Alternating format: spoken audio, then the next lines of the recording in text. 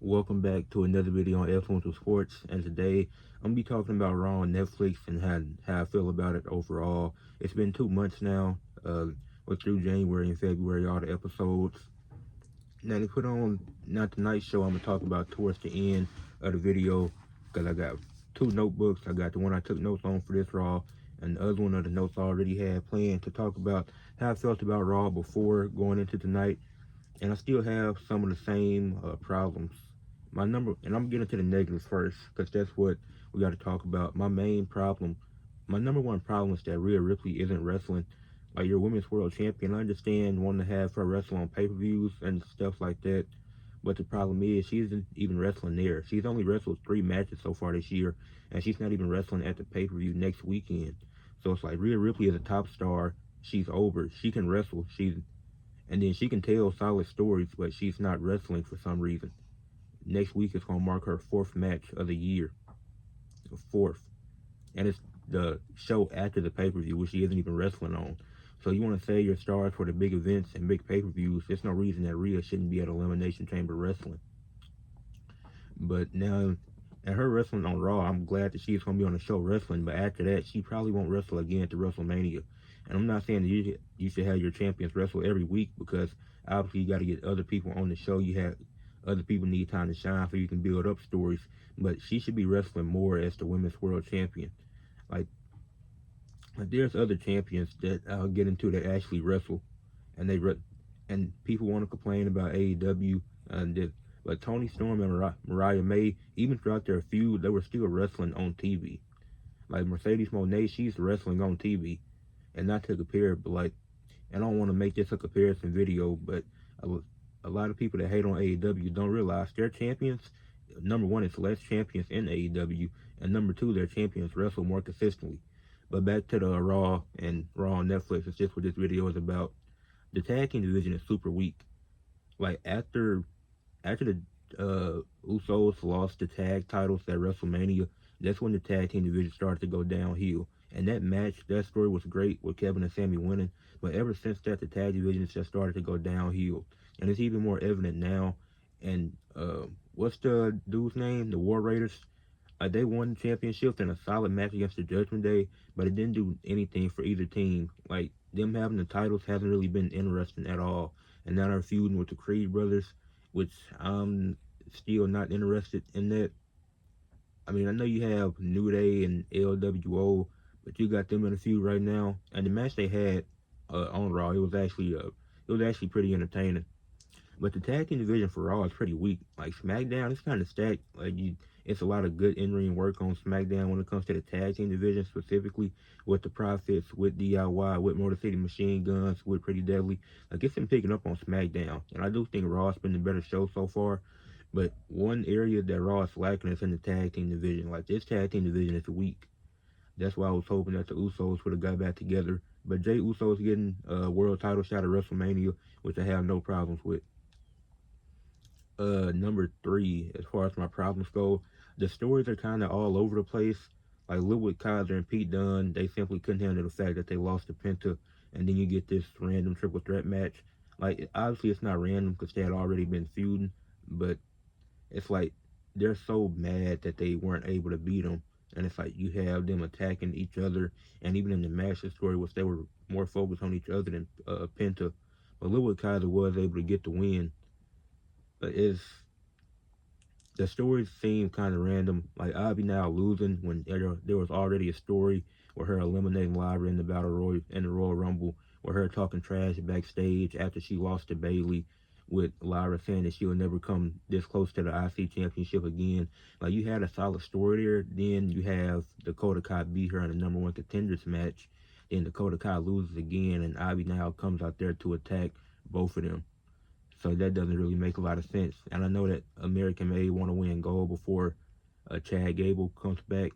So why did the Creed brothers get disqualified against the War Raiders with a chance for the championships, and now they get another shot next week? So they don't. It would only make sense for them to win next week.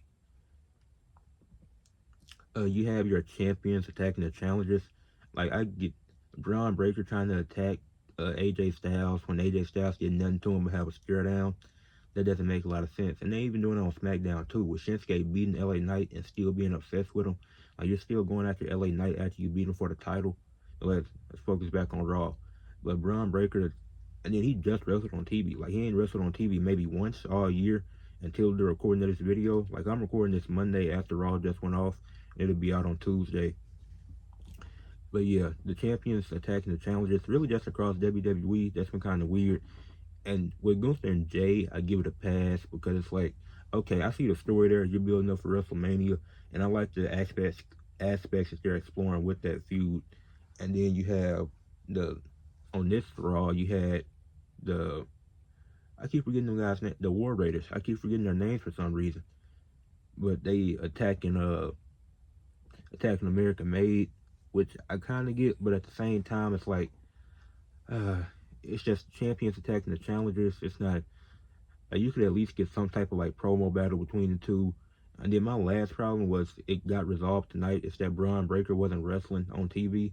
Now I seen him in a commercial, and I was so mad. I hit up the wrestling group chat. I was like, I know Braun Breaker's not in a commercial right now. Then he did wrestle on TV in a match with Dominic, which Judgment Day got involved. But at least Braun wrestled on TV. Okay. Now to move into the positives of how I feel about Raw on Netflix, because there was 6 minutes of negatives. There is a lot of positives, and I will say number one is the in-ring work rate. Like, I think there's been a lot of good wrestling matches, like Penta's matches with Pete Dunne and Ludwig Kaiser, and even the triple threat match that they just had. Those have been really solid matches. Those have been fun matches. I've been enjoying them. The first round on Netflix, the debut, when you had Seth going against Punk and Roman against Solo, those were two really good matches. Even Liv versus Rhea Ripley was solid. Judgment Day, they're consistently wrestling every week. Like, everybody, even Carlito's getting a little bit of screen time. Like, they're wrestling every week. So shout out to all of them. Finn, prayers out to JD McDonough, hoping for a speedy recovery. But you do get a lot of, it's some solid in-ring work. Like Naomi, Bianca versus Liv and Raquel on this Raw. That was a great match for the tag titles. And then the second positive I say is Jey Uso and Gunther's storyline. A lot of people have hated on it. I don't see a problem with it. I actually like the route they're exploring with Jey and Gunther, trying new stuff, having Gunther come to the crowd like Jey Uso does and disrespect the fans, having the angle where you do Gunther versus Tozawa in an impromptu match that we didn't know about. Then Tozawa, now that match was actually pretty solid. I won't lie. I did enjoy that part of Raw. And then Gunther ended up obviously a dominant heel, a dominant champion. He was able to get the win. And just seeing Gunther wrestle on TV, even if it was a short, quick, 5-minute match, if that's what it was, it's like, okay, then you can explore these story aspects. Like, I like what they're doing with Jey and Gunther. A lot of people have been hating on it because it's like, my main issue is Gunther said he would gain nothing by beating Jey at WrestleMania, but you attacked him. So that's my main issue with it, and they don't bring that up. Like, people online that want to complain, they don't bring that up, that Gunther attacked Jey, which made Jey pick him. But I don't have a problem with the story and them doing the match at WrestleMania again, because the story is Jey kept getting so close every time, and then he's finally able to overcome the odds. So I do like the story that they're doing, and I like the different elements they're implementing, having Alpha Academy get on TV to help progress this story. I'm loving what they're doing with Jey and Gunther. I have no problems with it. And then the mid-card scene with AJ Styles, Penta, Pete Dunne, Ludwig Kaiser, Sheamus, it's looking really solid. Like, I think Sheamus, he's eventually going to get the IC title. I do think AJ Styles is next in line, but the triple threat you had with Penta, Pete Dunne, and Ludwig Kaiser, like, they've been doing a good job showcasing their mid-card talent. Like, even Judgment Day, like, they're all mid-carders at this point right now.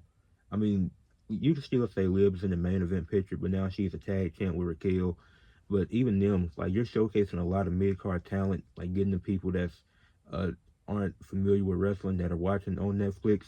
Like, I think those three things that I mentioned, the in-ring work, having some solid matches week in and week out, Jey and Gunther's story, I'm actually enjoying the build up to it. I think it's been a good build for their match. And then the mid-card scene looks really good. So those are the positives of Raw for me. Those are the positives and negatives.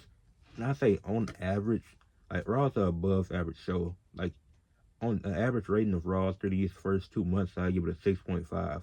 I wish it would be a little better, and I wish some of the stories made a little bit more sense. But I do think it's it's been an above average show. And then, like I said, I recap Raw. From I recap this Raw. You had Logan Paul kicking it off. The show with CM Punk. Now it was advertised that Seth Rollins was going to be a part of this too, but I guess not, because Seth was used for something else later, which we'll get into. But I don't like that. If you're gonna promote a match, you need to have not a match, but a segment. If you're promoting a segment, you need to have a segment, because it's like if Seth was supposed to be a part of this, I don't get why you take him out of it. And CM Punk was cooking Logan Paul on the mic. Like Logan Paul, he's cut way better promos than this. This is one of my least favorite Logan Paul promos. I didn't really enjoy this one. Like Punk, he absolutely cooked him. Then you had Logan slap him, then he ran, and that was basically the end of it. Then you get into the triple threat, which I referred to multiple times already with Ludwig Kaiser, Pete Dunne, and Penta. Now this was a fun match. Like they both Pete and Ludwig, they're mad because they can't beat a Penta, and then they kept getting in each other's way, costing each other matches.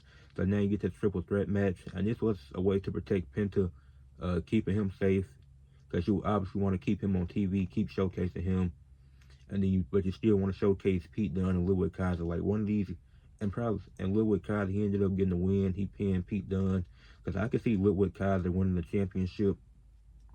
Now he won't be a IC champion the same time that Gunther's world champion, but he's definitely gonna win a championship at some point, and that'll be a good storyline. That'll definitely be something you can think about. Like if Ludwig Kaiser wins at SummerSlam and Gunther still isn't a champion, then you could Ludwig would have had that over Gunther at that point if Imperium was still a thing. But I did enjoy that triple threat match. It was a botch near the end of it when Ludwig tried to get Penta out the ring, but it didn't affect the match too much. So, like I said, it was solid overall. Rhea Ripley and Io Sky segment didn't do anything. Like, I feel like it was a waste of time. We know we're getting a match, and we know Rhea Ripley is retaining. And it's not even that, like, knowing it's predictable. That's not even what made it bad. It's just, I just didn't like it. It didn't do anything. I don't think it really progressed the story at all. Like, Rhea, she said she hasn't beat Io Sky, so now it makes it even more predictable that Rhea's going to win since she hasn't beat Io. And so then you had the New Day, and their theme song is terrible. I didn't even know who it was until they showed New Day on the screen, and then they had their match with LWO. Cruz del Toro and Joaquin Wild wrestling. Is it a cold day in hell? Because since when do they wrestle?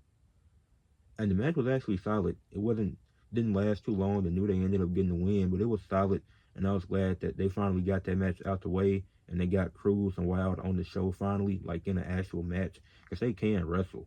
And then you had Dragon Lee try to come out there, but the New Day, they put them down. It's too easy. Then you had the Gunther promo disrespecting Jay, talking about he handpicked himself an opponent. I'm thinking it's going to be some local guy from the bar, from across the street or whatever city they in. But no, it was Tozawa, who's an employed talent, who's actually solid. Like Tozawa puts on some, every now and then he'll have a random solid match. Like he had a match with Rhea Ripley like a year or two ago, which was solid for whatever reason. Then he had him come out there, and he gave Gunther a run for his money. He obviously knew Tozawa wasn't going to win, but there's definitely moments where the crowd was behind him, like cheering on Tozawa, and he looked really solid in the match. Like obviously Tozawa shouldn't win, but he did look solid in the match. Gunther did a good job being able to, because I wasn't expecting it to be as long as it was. Like I was expecting like 30 seconds, but it lasted like 5 minutes. And Gunther ended up getting the win, attacked him afterwards. Then Otis he helped try to stop him, but then Otis got put in the sleeper. That's when Jay came out there to make the save, and that was the end of that segment. And then Pat McAfee and the analyzing stuff, like that's getting out of hand. I'm not rocking with that. Like him having to overanalyze everything. Like we don't care about the buttons on Michael Cole's shirt. I promise you we don't. And then you had Lyra Valkyria defending the IC title against Dakota Kai. Fun match, but commentary was on one with this one. Calling it a hellacious match. No, it was a normal match. It was about the same as the other two matches that they had. Like Lyra and Dakota Kai have good in-ring chemistry, but it's not like it's a massive improvement. And it doesn't mean it's bad. Like those are still good matches. But it's like I don't really see a difference in their matches. And Lyra ended up getting the win. It was a fun match. I enjoyed it, but it's like their matches all feel the same to me, and they work well together in the ring. But My problem is if Dakota was gonna lose, why did you just have Ivy now win the number one contenders match? Because she was already the number one contender based off the story. But you have Dakota win that match just to take another L. I think that's a bad booking.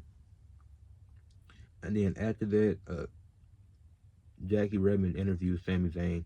That's all I'm saying. I, Braun Breaker versus Dirty Dom, that in a non-title match. Dom, he for some reason he tried flexing the Braun Breaker, and then obviously Judgment Day with Finn and Carlito, they got involved. Then they started to jump Braun Breaker, and Braun Breaker took out Dom and hit Carlito. Finn was scared to get in the ring even with a chair. Wow, that's crazy. But Braun Breaker left standing tall. I doubt they do anything. If Braun Breaker loses the IC titles, he's either gonna beat the Penta or AJ Styles, because those would make the most sense. Kathy Kelly asked Ivy now what's her goal to go after the IC title. I'm gonna leave that there. The Cody Rhodes Seth segment, that was interesting to say the least, because Seth doesn't want. Cody Rhodes essentially said, I have a mom, I have a dad, I have cousins, nieces, this and that. Anybody could say that. That promo did nothing. And then it was like, what was the purpose of him being on Raw? And then you had Seth interrupt, which I'm kind of glad they saved him for this segment. And it's like people keep mentioning, oh, Seth split up the Shield, and Seth is talking about, well, I regret that. No, you don't. You had the biggest moment at WrestleMania in the 21st century, being the first cash in at WrestleMania, and you regret that? Are you crazy? Who wouldn't take that opportunity? And it's like you're telling Cody not to sell out, but you did the same thing. It's like they both made solid points, but at the end of the day, I think Seth is in the right at the end, because he did put his body on the line for a guy that he went to hell and back with. So it's like, are you really gonna sell out to The Rock, who slapped you, who had your blood on your own belt and handed it to your mom? So I'm like, A-Town Down Under, they tried to get under Jey Uso's skin. Austin Theory said yeet when Jay did, so I was like, wow, that's interesting. And then Jay super kick Grayson Waller, so we'll probably get that match next week on Raw. It's cool. It'll be cool. Jay will get the win. Waller probably make Theory probably make Waller lose. Then you had the main event with Raquel and Liv versus Naomi and Bianca for the tag titles. I was surprised that Jade didn't come back after this match, but Naomi and Bianca ended up losing. Michael Cole said the amount of days that they had the titles for, and that's pretty much when they lost the match. But it was a fun match. It was a lot of cool spots. This was a great main event. I was glad they were able to get that moment to main event Raw. So yeah, and now Liv and Raquel are the new tag team champions, a 3-time tag team champions now. Now I don't think they'll keep it long. They'll probably drop it to the Meta Girls soon. But fun match, good main event. Obviously Dominic got involved, but I was ready for Bianca and Naomi to lose those titles, because they gotta eventually. The story with Jay has to progress at some point, and maybe it'll keep progress at Elimination Chamber. But this Raw was a 6.5 out of 10. Like I said, that's the average rating I've been given. That's around the rating I've been giving these shows throughout the year so far. But that's how I feel about Raw on Netflix, and a Raw recap for this Monday night's Raw that took place. Leave a like on the video, subscribe to the channel, and comment what you thought. Are you enjoying Raw on Netflix? Are you not? Did you enjoy the Raw that just took place? Like I said, it's an above average show right now. But that's it for this video. Peace out.